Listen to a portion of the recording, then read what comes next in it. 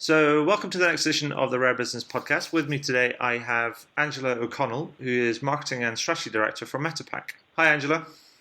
Hello, hi. How you doing? So, for Angela, for the benefit of our listeners and readers, can you tell us a bit about you and a bit about the work that you do? Sure. So I recently joined Metapack in February, and I'm responsible for strategy and marketing.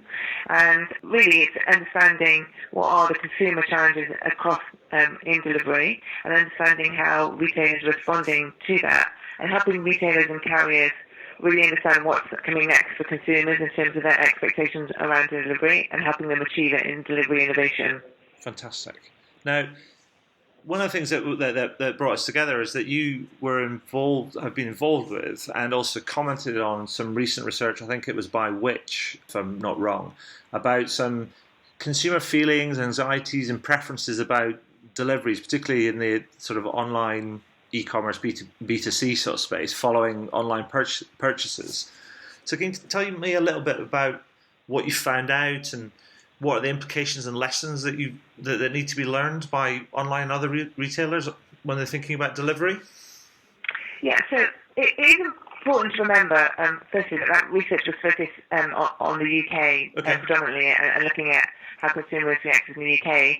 And there is a lot to be very positive about in the UK market for retailers, because we do lead the world globally in e-commerce. We're a hotbed of innovation. We often see in terms of basket size, our basket size relative to offline sales is the highest globally. So that we are doing a lot of things right in online retail in the UK. But consumers are, obviously, as they're ordering more and more online, they're becoming increasingly aware of what to expect and what makes a good and bad delivery experience. And if you have a bad delivery experience from a consumer's perspective, we've found that you're 59% less likely to order from that retailer again. So it does impact consumer loyalty.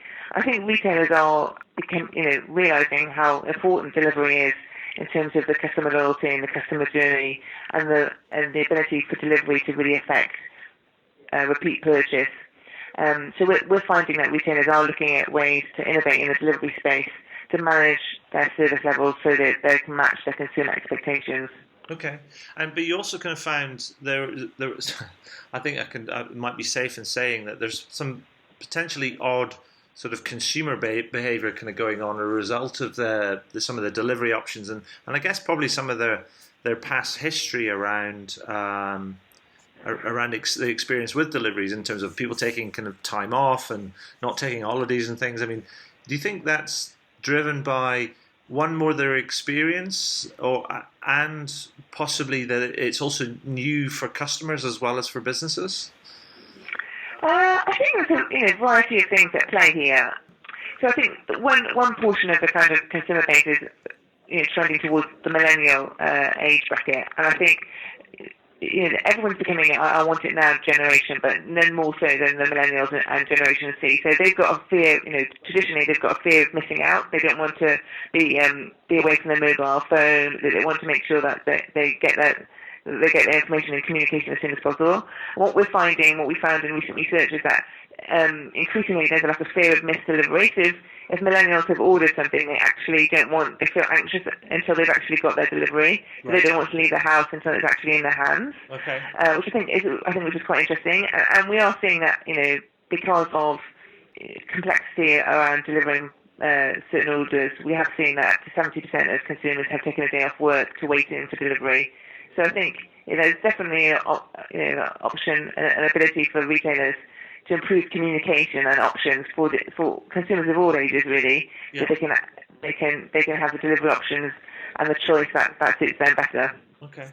Now, I mean, this area of, I guess, customer experience is called, I think it borrows a term from sort of telecoms, and it's called sometimes called the last mile or the last yard of customer experience.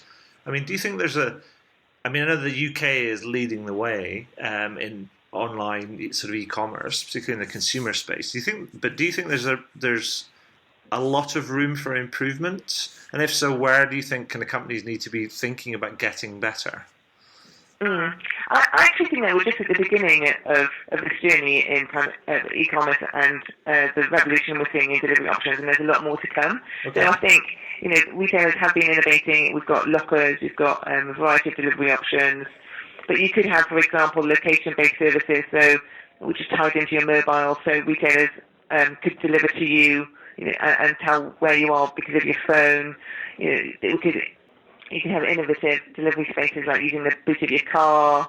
I think you could do lots of ship from store or same-day delivery, fast delivery. Okay. So I think there's so much more room for innovation. I think we're just at the beginning really of that journey.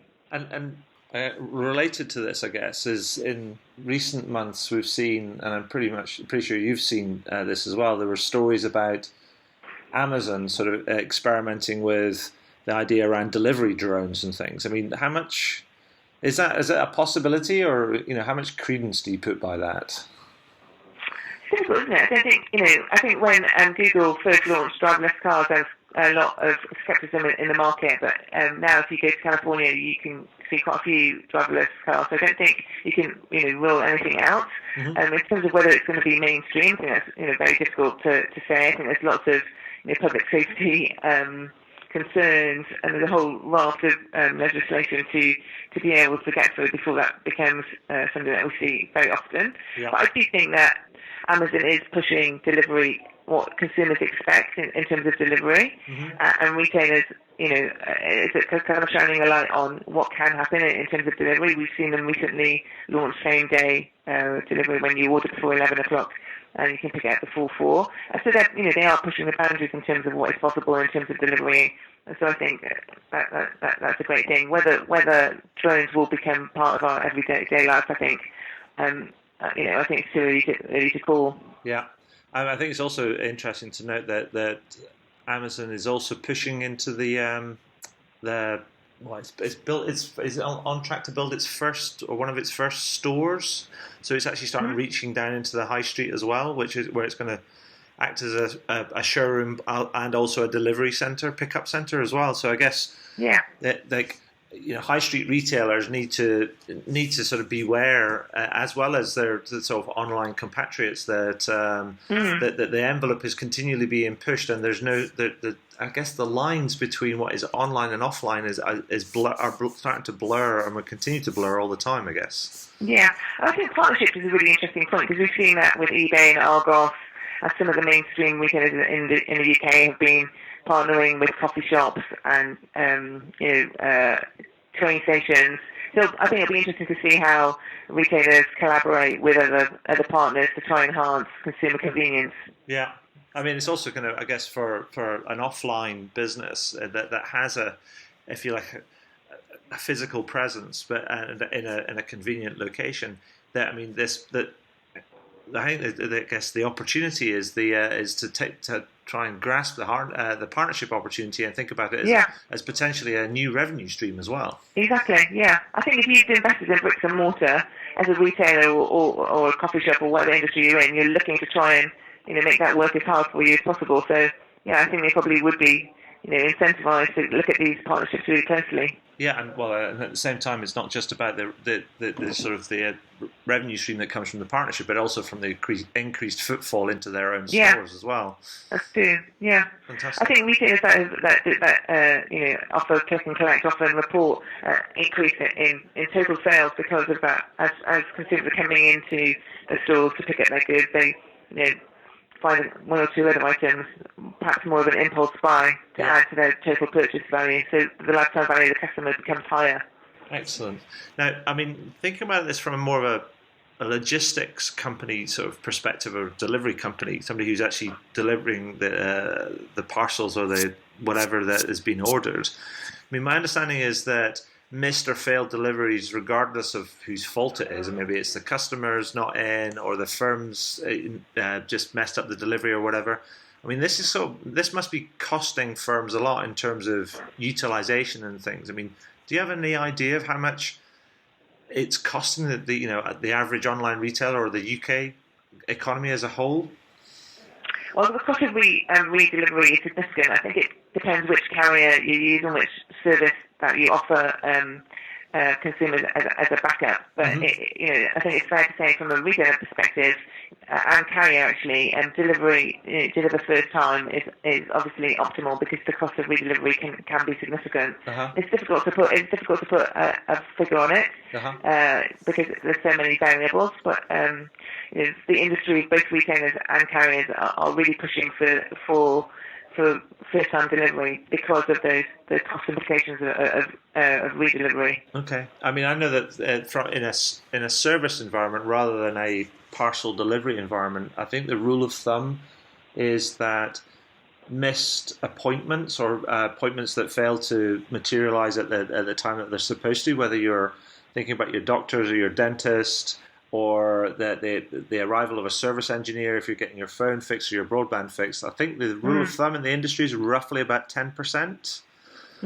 So I mean, if you think about that, it can, if you're a big company or even a retailer, an online retailer, and a sizable one, sizable ones as well, big and small, I guess, that can add up to like a significant figure. Yeah. I think that's obviously an important cost implication. And also for online retailers, returns is also quite significant. So the cost of returning goods back to the also adds cost and complexity to the retailer's portfolio. So they've got quite a few cost variables to consider. Yeah. I heard a really interesting story about an online retailer that's I can't remember where they were. I think they might have been in Holland or something, or possibly in Russia, one of the two. And they were selling jeans online. And interestingly enough, what happens is that the jeans get delivered, and then the delivery driver waits for the customer to try them on. Yeah. And then if they don't fit, they just hand them straight back, and it saves them an absolute fortune. Yeah, I think it's really interesting because when you look at it from a European perspective, different countries have very different rates of return. And in countries particularly like countries like Germany, the rates of return are really high, sometimes over 60%. Wow. So I think there are then moves by retailers to have also kind of collect points with a changing room, so you can change into clothes, see if they fit you, and then if they don't, just send them straight back. Yeah. So it'll be interesting to see how that develops, in the UK market, because there's lots of variations culturally also in terms of from a returns and other elements of it. Yeah, well, maybe UK. Well, our UK customers could either be one of two things. One, we possibly do more research, and we're possibly a bit more. We've done more research into our buying. We've got more experience, kind of because we're further down the line than many other countries. On the flip side, one could also argue that the British are a little bit too polite to actually just return them at that sort of level. I'm not exactly sure what the answer would be, but I guess it's that you could probably make an argument for both ends of the spectrum. Yeah. Exactly. I think it's up to retailers to make the returns as smooth as possible and reduce complexity to encourage people to return. Because what we found is that sometimes people just put off by the returns process because it's a bit complex and it's a bit too much hard work. So obviously that would stop you buying from that retailer again. So yeah, it's an interesting area. So I guess my next question would be, if you were saying if we've got some online retailers that are thinking about their overall experience and understand that the delivery part of the experience is if you like, the area that's possibly most prone to problems and can be the most shaky, what would be your sort of top tips to them to try and improve their overall the overall experience, and particularly that part of the experience? I think for retailers looking to improve their delivery experience, it's important for them to consider a multi-carrier strategy. So that's all around having more than one carrier associated to them, so they can offer a very wide range of delivery options to their consumers, because that gives their consumers ultimately better choice in delivery, and also reduce complexity in returns. So the more carriers that you work with, typically as a retailer, the more opportunity you have to offer a wider range of service to give that better choice. So that's what I would encourage retailers to do is think about how to maximise the partnerships that they've got with carriers to be able to offer that flexibility and choice to their consumers. Yeah, I mean, one final thought on that. I guess it's interesting and sort of ironic in that the retailers are trying to reduce the complexity for their customers, but actually by taking on more delivery partners and more delivery kind of channels and delivery options, it possibly could it possibly adds more complexity to their business as well, which is a bit of they have to almost learn to get better at that. Yeah, and what we'd encourage retailers to do would be then assess platforms and partners that help them manage those carriers more, most efficiently. And in the interest of transparency, that's what Metapack does, is to help retailers work with those multi-carriers in an efficient way for them. Brilliant. Well, that's given us a lot to think about. So, I mean, I guess the only thing that remains for me to ask Angela is this, and it's the final question is something I always ask, and is this. Is there anything that you'd like to shamelessly plug? Shamelessly plug. Well, shamelessly plug. We've got our delivery conference coming up in February, where we invite over 1,000 retailers and carriers and people to the industry. So if you're in that segment and interested to attend, please look at our website at metapack.com and sign up, and we'd be delighted to host you. And hopefully you'd have a day of informative insight about the future of delivery. Well, I mean, Angela, I will make sure we get all that kind of like linked up and things, and this will go out late. Well, actually, end of the third week in November. So we'll make sure we give that a big plug for you. Thanks very much. And great talking to you. Thank you. Thanks so much, Adrian.